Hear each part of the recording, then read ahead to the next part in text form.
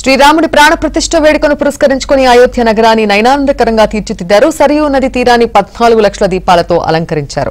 అలాగే ప్రధాని మోదీ పిలుపు మేరకు అందరూ జై శ్రీరామ్ అంటూ దీపాలు వెలిగిస్తున్న వేళ వైజాగ్ లోని పరిస్థితి మా ప్రతినిధి నాయుడు లైవ్ లో అందిస్తారు.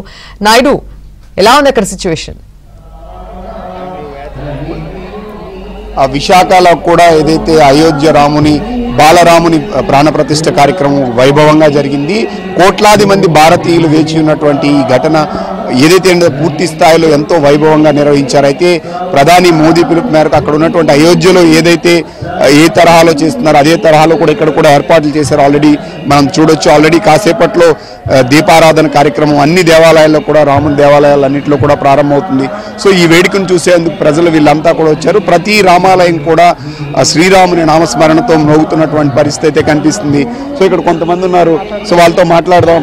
చెప్పండి, అంటే ఈ ఘటనని లేకపోతే ఇప్పుడు జరిగినటువంటి దీన్ని చూడొచ్చు, ఈ వేడుకని ఎలా భావిస్తారు? అంటే అయోధ్య రామాలయం అనేది కట్టాలని 5 దశాబ్దాల కల అది నెరవేరింది. సో దాన్ని ఎలా? చాలా చాలా చాలా సంతోషకరమైన విషయం ఇది. ఇది పూర్వజన సుకృతం. ఇది 5 సంవత్సరాల కళ నెరవేర్చిన కళ ఈ రోజు మన దేశ ప్రధానమంత్రి అయిన నరేంద్ర మోడీ వలన, అలాగే మన ఉత్తరప్రదేశ్ ముఖ్యమంత్రి ఆదిత్య వలన ఈ కళ సాకారమైనందుకు నాకు చాలా ధన్యం ఉంది. నా జీవితం చాలా సంతృప్తికరంగా ఉంది. ఇంకా మర్చిపోలేని రోజుగా ఈ రోజున నేను శ్రీరాముడిని తనివి తీరు మర్చిపోలేని రోజుగా నాకు ఉంటుంది. చెప్పండి. అంటే శ్రీరామచంద్ర ప్రభువుకి నమస్కారం. నరేంద్ర మోడీ గారికి వేలాట వందనాలు. విశాఖపట్నంలో మాకు ఇంత పెద్ద దేవస్థానం ఇవ్వడానికి మేము చాలా ధన్యులమై ఉన్నాము. ఈ రోజుకి ఈ మందిరానికి వచ్చినందుకు ప్రతి ఒక్క భక్తులకు కూడా శతకోటి నమస్కారాలు. ఇచ్చిన పెద్దలకి, అవకాశం ఇచ్చిన పెద్దలకు కూడా చాలా సంతోషం. విశాఖపట్నం జగదంబ సెంటర్లో మాకు ఇంత పెద్ద రామ మందిరం ఉండడానికి మేము చాలా గర్విస్తున్నాము. ఈ అయోధ్య అనేది రాముని పుట్టిన స్థలం. ఎప్పటి నుంచో వివాదాలు నడుస్తుంది. స్వామి ఎప్పుడైతే మాకు ఇక్కడ వెలిసారో అయోధ్యలో వెలిసినంత ఆనందం మాకు ఉంది. ఇక్కడ చాలా చాలా మేము అదృష్టవంతులవి. విశాఖలో మాత్రం మాకు ఇంత రామ మందిరం ఇచ్చినందుకు స్వామికి శతకోటి నమస్కారాలు. అంటే ఈ రోజు ఎప్పటి నుంచి 5 దశాబ్దాలుగా సో అయోధ్యలో రామనాలయ నిర్మాణం కోసం ఎంతో మంది ప్రయత్నించారు, కృషి చేశారు. ఈ రోజు సాధ్యమైంది. సో బాలరాముని ప్రాణప్రతిష్ఠ కార్యక్రమం కూడా వైభవంగా జరిగింది. సో ఈ రోజు ఇప్పుడు అది మరి కాసేపులో దీపారాధన కూడా అక్కడ ఆల్రెడీ నిర్వహిస్తున్నారు. ఇక్కడ కూడా ప్రారంభించబోతున్నారు. ఎలా? చాలా బాగుందండి. ఇంత బాగా చేశారంటే it has nearly 4 to 5 days, వారం రోజుల నుంచి ప్రిపరేషన్లో ఉన్నారండి. ఇది I'm 65 years. I think for వీళ్ళు గత 30-40 సంవత్సరాల నుంచి ఇంత గ్రాండ్గా చేయడం ఇదే మొదటిసారి అండి. ఇంత గ్రాండ్గా చాలా బాగా చేసుకొచ్చారు. కనకమహాలక్ష్మి దత్తాత్రేయంలో ఈ గుడి ఇచ్చింది ఆవిడ రాణి చంద్రమణి గారు, ఆయన చెముడు మహారాణి గారు ఇచ్చారు. ఇదంతా చాలా గ్రాండ్గా చేశారు. అక్కడ రాముడు కొలువైన దీంట్లో ఇంకా ఇన్ కంపారిజన్ విత్ అయోధ్యలో ఎలా ఉందో దానికి ధీటుగా చేశారు. విశాఖపట్నం నగరం మొత్తం మీద, విశాఖపట్నం అర్బన్ సిటీ మొత్తం మీద ఇంత గ్రాండ్గా చేసింది ఒక్క ఆలయమే.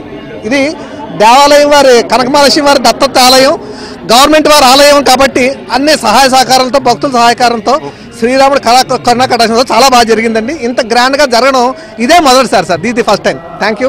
అన్ని దేవాలయాల్లో కూడా దీపారాధన కార్యక్రమం సిద్ధం చేస్తున్నారు. ఈ రోజు ఉదయం నుంచి కూడా భక్తి పారాయణంతో మనం అటువైపు ఆల్రెడీ చూడొచ్చు. వాళ్ళంతా కూడా శ్రీరాముని నామస్మరణతో సో పారాయణాలు కావచ్చు, శ్రీరాముని యొక్క నామస్మరణాన్ని పూర్తి స్థాయిలో వాళ్ళంతా చేస్తున్న దీన్ని చూడొచ్చు. వీళ్ళు అంటే రాముని సన్నిధిలో ఆ వేడుకను ఘనంగా నిర్వహిస్తున్నారు చాలా మంది. ఇప్పుడు ఏదైతే ఉత్తరాదిలో ఉన్నటువంటి అంత భక్తులంతా, వీళ్ళంతా కూడా నార్త్ ఇండియన్స్ వచ్చి వీళ్ళంతా కూడా స్వామి ఏదైతే శ్రీరాముని నామస్మరణని స్మరిస్తున్నటువంటి పరిస్థితి అయితే కనిపిస్తుంది. సో మహిళలు వీళ్ళంతా చాలా మంది ఉన్నారు. అమ్మ, ఈరోజు ఈ వేడుక చౌడ ఎలా అనిపిస్తుంది మీకు? రాముని బాబు మాకు ఎంత ఆనందంగా ఉందండి. ఈ రామాలయంలో చాలా సరదాగా ఉందండి. ఆ దీపాలు అవి పెట్టారండి, అందరూ ఫ్రీగా వెలిగించుకుంటున్నామండి. చాలా బాగుందండి బాబు. చాలా దేవుడు, చాలా నమస్కారాలు బాబు. 100 నమస్కారాలు బాబు దేవుడికి. చాలా బాగుందండి బాబు. సో చెప్పండి, అంటే అక్కడ అయోధ్యలో ఈరోజు ఆ ప్రాణప్రతిష్ఠ చేశారు. ఈ వేడుకను చూశారు చాలా మంది, కోట్లాది మంది లైవ్లో వీక్షించారు. సో ఆ విగ్రహం ఏర్పాటు కానీ, ఆలయ నిర్మాణం కానీ ఎలా అనిపిస్తుంది? చాలా సంతోషంగా ఉందండి. ఎన్నాళ్ళు ఉన్న కళ అంతా కూడా ఈరోజు అనేది మనకు బయటపడింది. ఎందుకంటే ఇంతవరకు కూడా నెరవేరుతుందో లేదని ఒక ఆశలో ఉండేవారండి. ఈరోజు ఆ కళ అనేది మనకు నెరవేరింది. అయోధ్యలో రామాలయం ఓపెన్ అవడం వల్ల దేశం గర్వపడే, మన దేశం మొత్తం గర్వపడేలాగా గర్వపడేలాగా చేసుకున్నామండి. ఇదంతా సెలబ్రేషన్ కూడా శ్రీరామనవమి ఎలాగైతే జరుపుకుంటామో దానికన్నా ఇంకా బ్రహ్మాండంగా ఇది ఈరోజు అనమాట. దేశం మొత్తం మీద పండుగను జరుపుకుంటున్నారు ప్రజలందరూ కూడా. చాలా చాలా సంతోషంగా ఉందండి. చెప్పండి సార్. ఈరోజు భారతదేశం గర్వపడే దినం అండి. ఈరోజు నరేంద్ర మోడీ కృషి వల్ల ఇదంతా భారతదేశం అంతా చాలా సంతోషకరమైన దినం అనమాట. ఇది కృషి అంతా నరేంద్ర మోడీకి కృతజ్ఞతలు తెలుపుకుంటున్నానండి. యావత్ హిందూ ధర్మం ప్రకారం అయితే చాలా సంతోషకరమైన విషయం అది. ఈరోజు గొప్ప విజయంగా మనం హిందూ ధర్మం ప్రకారంగా పేర్కొనవలసిందే. ఇది ప్రతి ఏటా ఇలా జరుపుకోవాలి, ఇదే తేదీన జరుపుకోవాల్సిన మనస్ఫూర్తి కోరుకుంటున్నాను. అందరికి కూడా మంచి జరగాలని కోరుకుంటున్నాను. సో ఇది ఇక్కడ ఉన్నటువంటి వాళ్ళంతా కూడా ఆల్రెడీ రామనామ స్మరణతో దేశమంతా కూడా మారుమవుతుంది. అన్ని దేవాలయాల్లో కూడా ప్రత్యేక కార్యక్రమాలు ఏర్పాటు, ఉదయం నుంచి ప్రత్యేక పూజలు నిర్వహించారు.